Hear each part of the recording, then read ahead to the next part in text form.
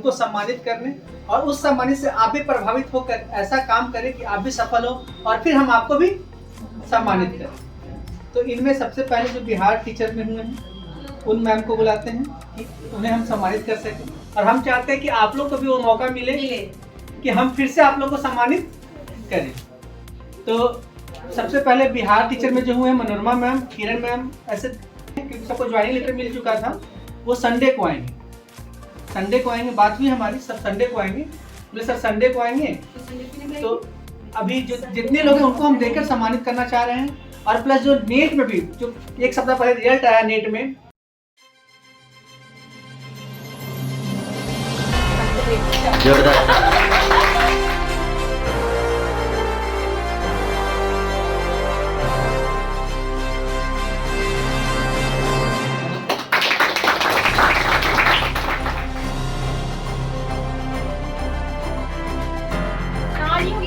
नहीं चाहिए, बस्ती नहीं चाहिए।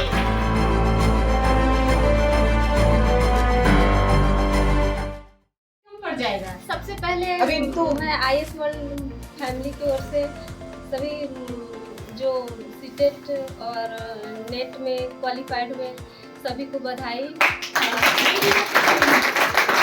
मैम को भी बधाई। और सबसे ज़्यादा तो सर को, मतलब सर का मेहनत सबसे आगे है, मतलब तभी हम लोग इतना। और सबसे अच्छा सर का जो व्यवहार था वो बहुत अच्छा लगता था कि मतलब पता ही नहीं चलता था कि स्टूडेंट और टीचर के बीच में जो होता है मतलब भेद, वो कभी पता नहीं मतलब हमेशा इक्वल लगता था। और सारे जो यहाँ सहपाठी हैं उनका भी बहुत अच्छा सहयोग और बहुत अच्छा लग रहा है। और मैं मतलब ईश्वर से कामना करूँगी कि सभी कुछ सफल हो यहाँ। इसमें आपको कहाँ तक फायदा हुआ है? आप 2 शब्द रखिए। ग्रुप डिस्कशन में फायदा मतलब बेनिफिट तो होता था, क्या है कि ऐसे अपने से पढ़ने से कंफ्यूजन मतलब भूल जाते थे, तो यहाँ क्लियर हो जाता था। एक क्वेश्चन लास्ट, आप अपनी सफलता का इंटरव्यू मतलब थोड़ा सा है कि नहीं, आप जब आप अपना सबसे पहली बार रिजल्ट देखे तो आप सबसे पहले किनको बताए थे? सबसे पहले मैं अपने पापा को। बहुत ज्यादा भावुक हो गई। चलिए सास ससुर मिलते हैं जो आपको इस तक बोले कि नहीं बेटा आपको फॉर्म भरना है। बहुत कम लोग ऐसे हैं। और सर झारखंड में रह के लेकिन हम लोग बिहार में नौकरी मैंने पास, कोई दिक्कत नहीं। और में सफल होना बहुत बड़ी बात है कि अपने पाँव पे खड़ा करके कुछ। आईएएस वर्ल्ड से जितने भी सफल अभ्यर्थी हैं जो या नेट पास है या सीटेट पास है या मनोरमा जी बीटेट पास है, जितने भी लोग सफल हैं सबको मेरी तरफ से शुभकामनाएं। और जैसा कि सर बताएं कि ये मेरी एक दिन की मेहनत नहीं है, ये मेरी काफी दिन की मेहनत है।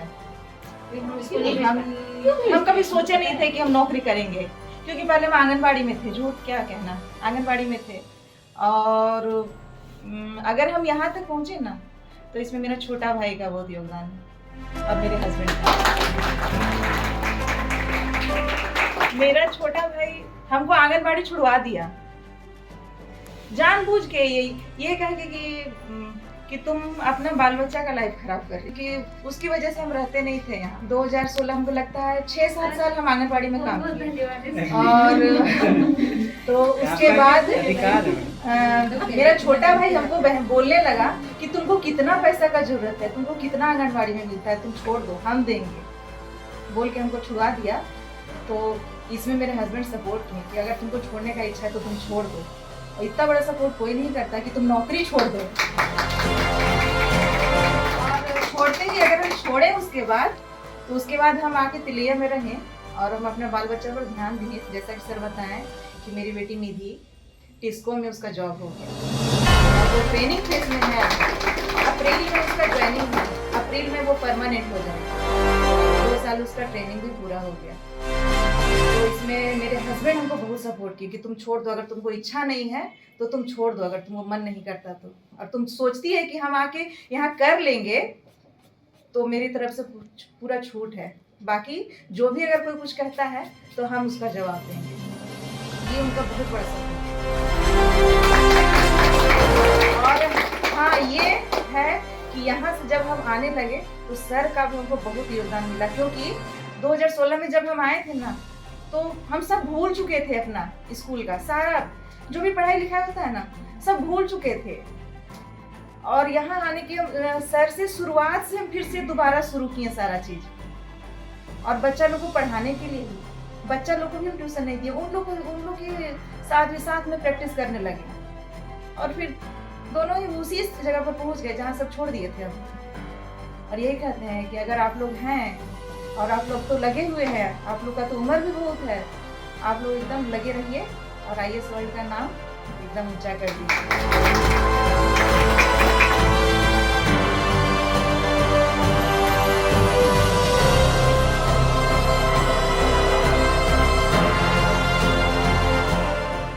मेरे से पहले मेरे से ज़्यादा कामयाब और सबने कुछ ना कुछ अपना शेयर किया। मैं तो इसको बहुत बड़ी सफलता नहीं मानती हूँ, लेकिन सर का बड़प्पन है कि हमें मतलब कि सम्मानित कर रहे हैं। ये तो बस एक स्टेप है, अभी हम लोग मुकाम पे नहीं पहुँचे हैं। तो हालांकि ये बहुत छोटा चीज़ नहीं था। मैं 2015 से ट्राई कर रही थी नेट के लिए और कभी कोई वैसा गाइडलाइन नहीं मिला। और गलती से अमित IAS वर्ल्ड में गलती से ही परिचय हुआ और मैंने यहाँ ज्वाइन किया। और हर एक दिन हर एक पल जब मैं यहाँ पर थी मैंने कुछ ना कुछ सीखा है। जितना मैंने सर से सीखा है उतना मैंने किरण मैम से, पुष्पा मैम से सीखा है, उतना ही मैंने अंशु से सीखा है, जो कि मोस्ट जूनियर कहेंगे। लेकिन हर एक बंदे से यहाँ मैंने कुछ ना कुछ पाया है जब भी मैं यहाँ रही हूँ। तो और अंशु जो हमेशा बात करती है डिस्कशन, इसका हर एक बात में सर कहते थे कि आप लोग डिस्कशन करो। इसका फ़ायदा जब हमने किया तब हमने ही महसूस किया है। और बाकी अभी तो स्टेप्स चढ़ना बाकी है, लेकिन इसके लिए भी बहुत बहुत thank you Amit IAS world को, थैंक यू।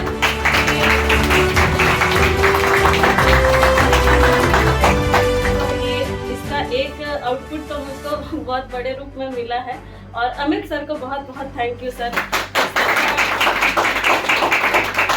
का बिहेवियर हमेशा सब कुछ जानते हुए भी कई बार हम सर को इंटरप्ट करते हैं कि नहीं सर ये नहीं होगा, तो सर सही होते हुए भी हमें मानते हैं कि हाँ शायद मैं गलती कर रहा हूँ। तो ये सर का मतलब बड़प्पन है कि कभी अपने पे घमंड नहीं किया कि हाँ मैंने सब कुछ आता है, सब कुछ जानता हूँ। वो हमेशा ट्राई करते रहते कि अपने छोटों से भी सीखे। तो अगर ऐसा गाइडेंस हम सबको मिल रहा है तो हमारा बड़प्पन है। और यहाँ पर मैं सबको चाहूँगी कि सभी सफल होंगे, आगे बढ़ें। शुभकामनाएं मेरी सभी आपके साथ में है। Thank you.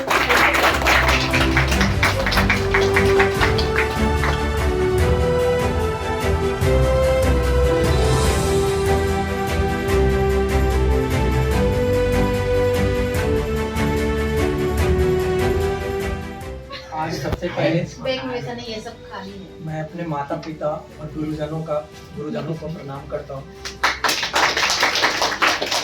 और यहाँ उपस्थित सारे सहपाठियों को दिल से आभार व्यक्त करता हूँ।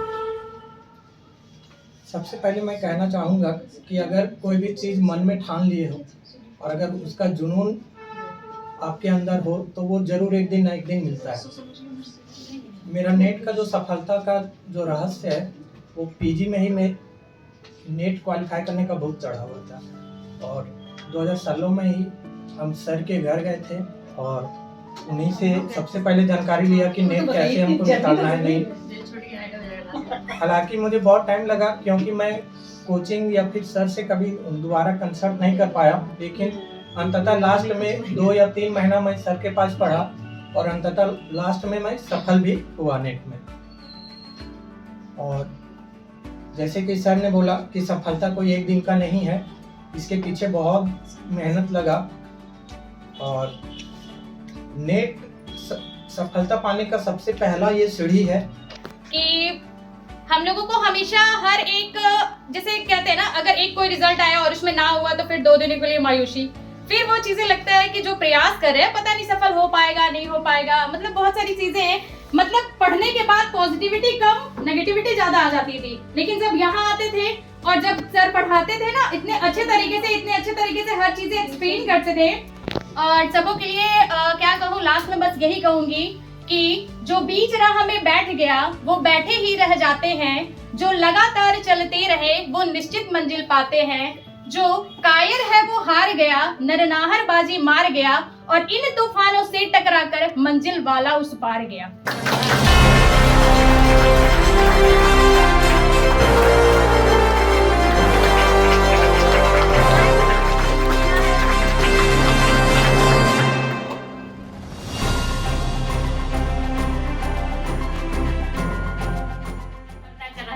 मेरी कामयाबी मैं नहीं, आप हो। और सबसे विशेष सर हैं। सर्वप्रथम सर को मैं सबसे ज्यादा धन्यवाद देना चाहूंगी और मेरी सफलता का टोटली श्रेय सर को ही जाता है, क्योंकि कहते हैं ना, आपसे ही सीखा आपसे ही जाना, और इतिहास का मतलब क्या होता है और उसका मूल्य क्या होता है, ये सर ने हमें जानना, पहचानना, सीखना और बताना, और सामने मतलब दूसरों के समक्ष प्रस्तुत करना, ये हर चीजें सीखा है मैंने तो सर से।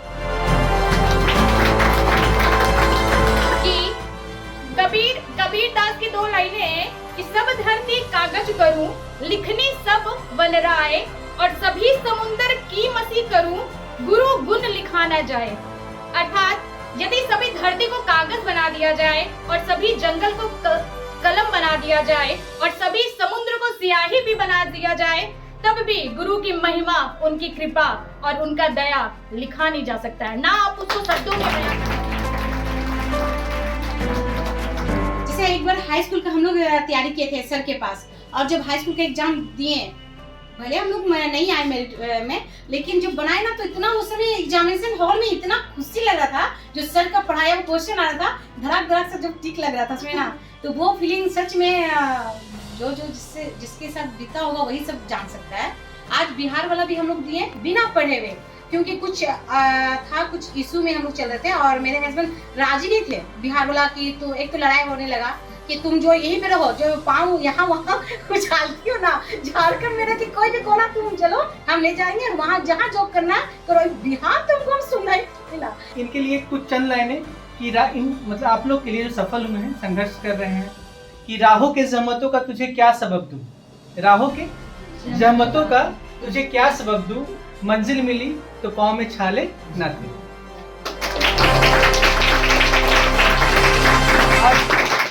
एक लाइन उनके लिए जो 1-2 नंबर से छूट गए हैं, जो बहुत अफसोस करते हैं कि काश 2 नंबर आ जाता, उनके लिए कि होकर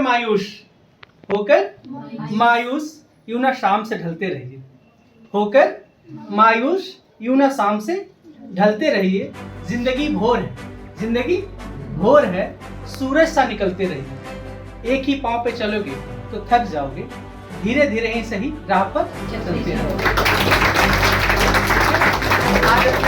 इसी वाणी से हम अपने शब्द को समाप्त करते हैं। जय हिंद, जय भारत।